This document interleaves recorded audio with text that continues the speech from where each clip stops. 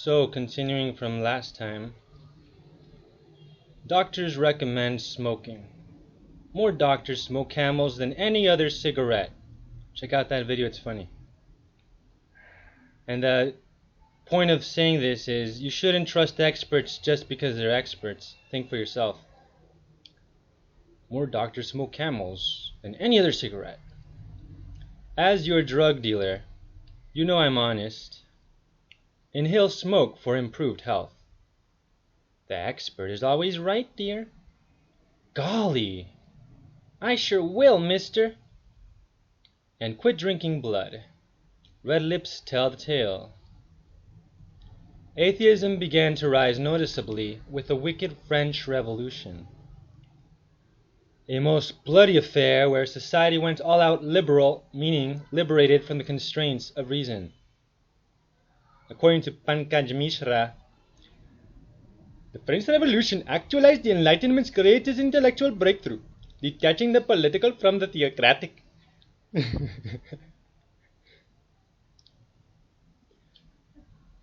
Far back in ancient times, we were the first to cry among the masses of the people the words liberty, equality, fraternity, words many times repeated since those days by stupid poll parrots who from all sides round flew down upon these baits, and with them carried away the well-being of the world, true freedom of the individual formerly so well guarded against the pressure of the mob. The would-be wise men of the Goyim, the intellectuals, could not make anything out of the uttered words in their abstractness, did not note the contradiction of their meaning and interrelation, did not see that in nature there is no equality, cannot be freedom, that nature herself has established inequality of minds, of characters and capacities, just as immutably as she has established subordination to her laws. Never stop to think that the mob is a blind thing, that upstarts elected from among it to bear rule are, in regard to the political, the same blind men as the mob itself. In all corners of the earth, these words brought to our ranks thanks to our blind agents, whole legions who bore our banners with enthusiasm, and all the time these words were cankerworms at work boring into the well-being of the Goyim, putting an end everywhere to peace, quiet, solidarity, and destroying all the foundations of the Goyim state. As you will see later, this helped us to our triumph. It gave us the possibility, among other things, of getting into our hands the master card, the destruction of the privileges, or in other words, of the very existence of the aristocracy of the Goyim, that class which was the only defense peoples and countries had against us. Do not suppose for a moment that these statements are empty words. Think carefully of the successes we arranged for Darwinism, Marxism, Nietzscheism. The people under our guidance have annihilated the aristocracy, who are their one and only defense and foster mother for the sake of their own advantage, which is inseparably bound up with the well-being of the people. Nowadays, with the destruction of the aristocracy, the people have fallen into the grips of merciless money-grinding scoundrels who have laid a pitiless and cruel yoke upon the necks of the workers. We appear on the scene as alleged saviors of the workers from this oppression, when we propose to him to enter the ranks of our fighting forces, socialists, anarchists, communists, to whom we always give support in accordance with an alleged brotherly rule of the solidarity of all humanity, of our social masonry. The aristocracy, which enjoyed by law the labor of the workers, was interested in seeing that the workers were well fed, healthy, and strong. We are interested in just the opposite, in the diminution, so rare a word, I have to stop and focus. In the diminution, the killing out of the Goyim.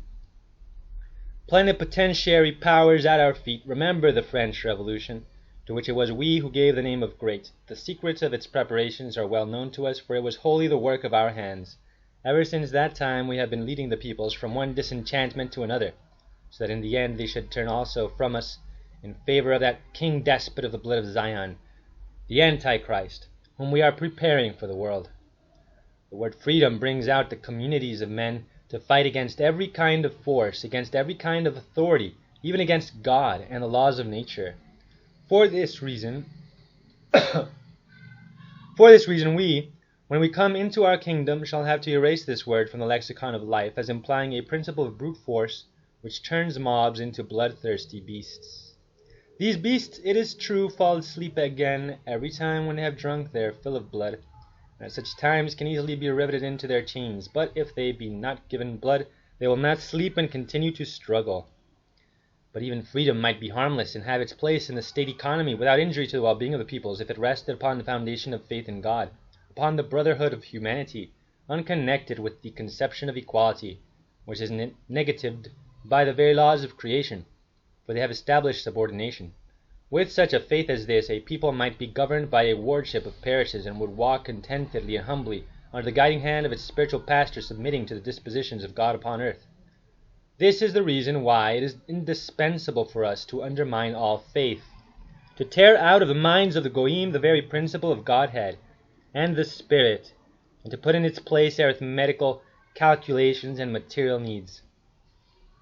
Denis Diderot said, "Men will never be free until the last king is strangled with the entrails of the last priest." Voltaire, "Those who can make you believe absurdities can make you commit atrocities." Liberalism is poison. When we introduced into the state organism the poison of liberalism, its whole political complexion underwent a change. States have been seized with a mortal illness, blood poisoning. All that remains is to await the end of their death agony. Is it possible for any sound logical mind to hope with any success to guide crowds by the aid of reasonable counsels and arguments, when any objection or contradiction, senseless though it may be, can be made, and when such objection may find more favor with the people, whose powers of reasoning are superficial? Men in masses, and the men of the masses, being guided solely by petty passions, paltry beliefs, customs, traditions, and sentimental theorism, fall a prey to party dissension, which hinders any kind of agreement even on the basis of a perfectly reasonable argument.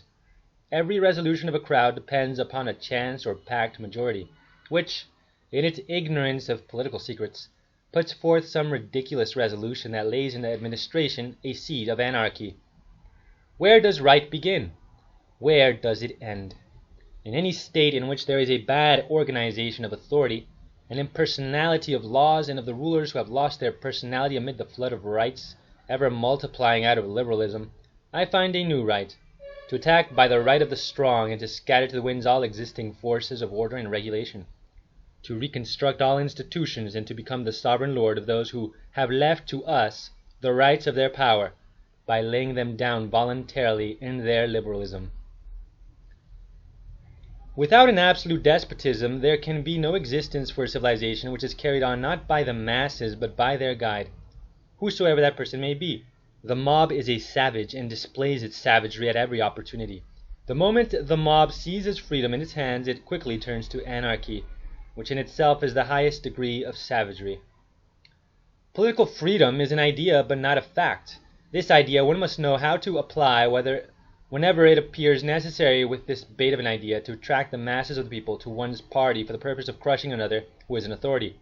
This task is rendered easier if the opponent has himself been infected with the idea of freedom, so-called liberalism, and for the sake of an idea is willing to yield some of his power. It is precisely here that the triumph of our theory appears. The slackened reins of government are immediately, by the law of life, caught up and gathered together by a new hand, because the blind might of the nation cannot for one single day exist without guidance, and the new authority merely fits into the place of the old already weakened by liberalism. In our day, the power which has replaced that of the rulers who were liberal is a power of gold. Time was when faith ruled. The idea of freedom is impossible of realization because no one knows how to use it with moderation. It is enough to hand over a people to self-government for a certain length of time for that people to be turned into a disorganized mob. From that moment on, we get internecine strife, which soon develops into battles between classes, in the midst of which states burn down, and their importance is reduced to that of a heap of ashes. Richard Dawkins said, "I am against religion because it teaches us to be satisfied with not understanding the world." Strawman fallacy. The Bible says, "Seek and search out by wisdom concerning all." Also, seek and ye shall find. But avoid so-called science, fake science. Atheist myths, for example. So the Bible is not against actual science, it's against fake science.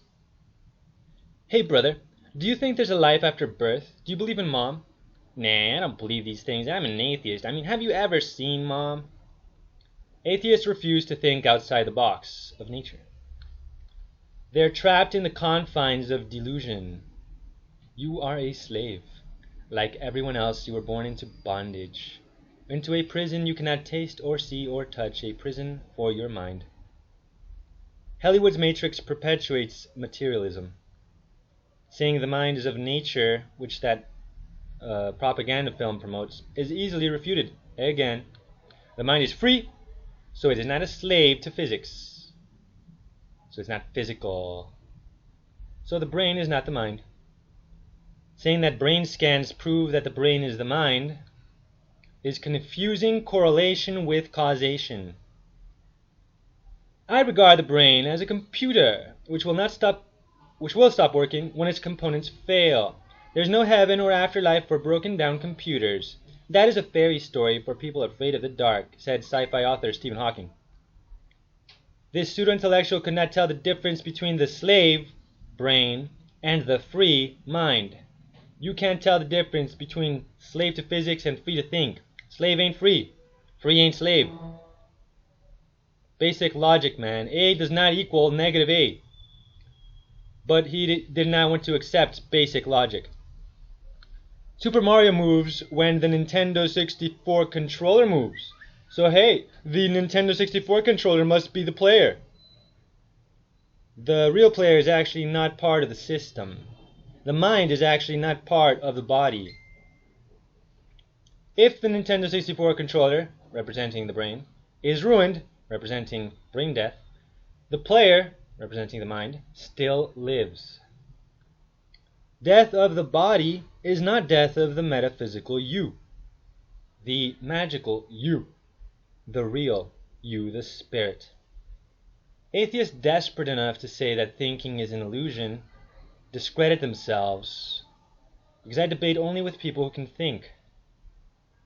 Moreover, no choice means no guilt, so atheism justifies all evil. To be continued.